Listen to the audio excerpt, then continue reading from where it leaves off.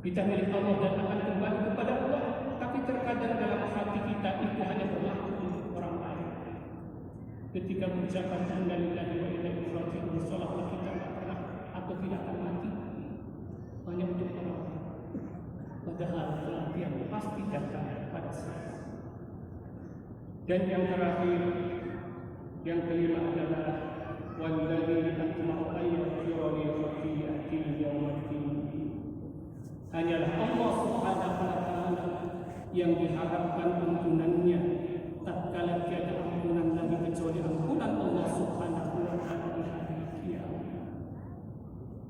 Padahal Nabi Ibrahim itu orang yang saleh, Khalilullah, pilihan Allah. Tetapi beliau itu sampai mengungkapkan bahwa tiada lagi harapan kecuali ampunan dosa dari Allah Subhanahu wa taala. Apakah Nabi berbuat dosa? Tidak. Hanya merasa bahwa seorang yang saleh belum maksimal dalam melaksanakan ketaatan kepada Allah. Sama seperti kita belum maksimal, waktu begitu luang, tapi kita waktu digunakan hal-hal yang kurang baik. Kesempatan begitu banyak, tapi kesempatan untuk ibadah itu terkadang kita sia-sia.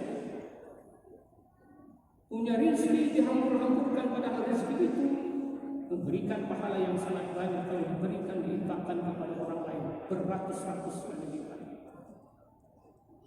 Bisa kita mengajarkan orang lain ilmu, tapi ketika kita mengajarkan kepada orang lain mengalami kesulitan karena harus ada bayaran tertentu. Maka hadirin kaum muslimin yang dimuliakan Allah Subhanahu wa taala, sejak sekarang mari kita persiapkan bahwa Allah Subhanahu wa taala yang menciptakan kita dan kita patuh terhadap petunjuk-petunjuk Allah. Insya Allah yakin pasti bahagia dan selamat. Yang kedua, kita yakini bahwa Allah Subhanahu wa taala memberikan penghidupan kepada kita. Allah Subhanahu wa taala memberikan rezeki kepada kita. Allah Subhanahu wa taala memberikan makan dan minum sehingga kita bisa melaksanakan aktivitas sehari-hari. Dan suatu ketika kalau kita sakit, kalau kita mengalami kesulitan, maka kembali juga hanya Allah Subhanahu wa taala yang menyembuhkan kita. Dan nanti Allah Subhanahu wa taala kalau kita sampai ajalnya akan mewafatkan kita dan menghidupkan kembali, serta di yaumil qiyamah nanti hanya harapan ampunan dari Allah Subhanahu wa taala. Kalau ampunan dari Allah Subhanahu wa taala tak diberikan kepada kita semuanya, maka pasti kita menjadi hamba-hamba yang bersyukur. Mudah-mudahan Allah Subhanahu wa taala memberikan kekuatan kepada kita untuk melaksanakan kebaikan dan ketaatan dengan semaksimal mungkin sehingga kita menjadi hamba-hamba yang husnul khatimah. Amin ya rabbal alamin. Barakallahu li wa lakum fil Qur'anil azim wa nafa'ani wa iyyakum bima fihi min al-ayati wa dzikril hakim. Innahu huwal ghafurur rahim.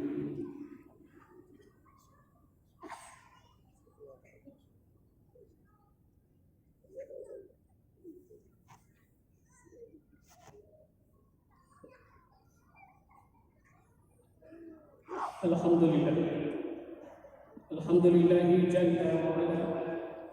Asyhadu an la ilaha illallah wahdahu la syarika lahu wa la mumatsila. Wa asyhadu anna sayyidana wa nabiyyana Muhammadan abduhu wa rasuluhu dzul maqamil a'la. Allahumma shalli wa sallim wa barik ala sayyidina wa maulana Muhammadin al-Mustafa wa ala alihi wa sahbihi ahli sidqi wal wafa. أما بعد فيا أيها الحاضرون اتقوا الله حق تقاته ولا تموتن إلا وأنتم مسلمون. أعوذ بالله من الشيطان الرجيم. بسم الله الرحمن الرحيم. إن الله وملائكته يصلون على النبي يا أيها الذين آمنوا صلوا عليه وسلموا تسليما.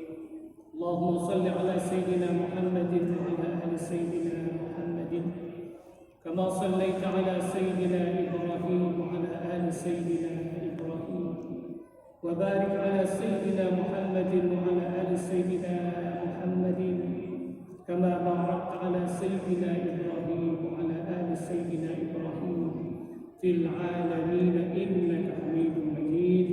اللهم آمين يا رب العالمين.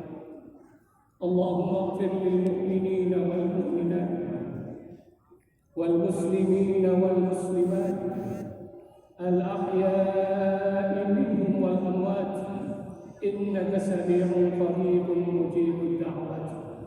اللهم أصلح لنا ديننا الذي هو عصمة أمرنا، وأصلح لنا دنيانا التي فيها معاشنا، وأصلح لنا آخرتنا التي إليها معادنا، واجعل الحياة زيادة لنا في كل خير، واجعل الموت راحة لنا من كل شر. اللهم سلمنا والمسلمين، وعافنا والمسلمين، واكفنا وإياهم شر مصائب الدنيا والدين، ولا تجعلنا فتنة للقوم الظالمين، ونجنا برحمتك من القوم الكافرين. ربنا آتنا في الدنيا حسنة وفي الآخرة حسنة وقنا عذاب النار، وأدخلنا الجنة مع الأبرار يا عزيز يا غفار يا رب العالمين. سبحان ربك رب العزة عما يصفون،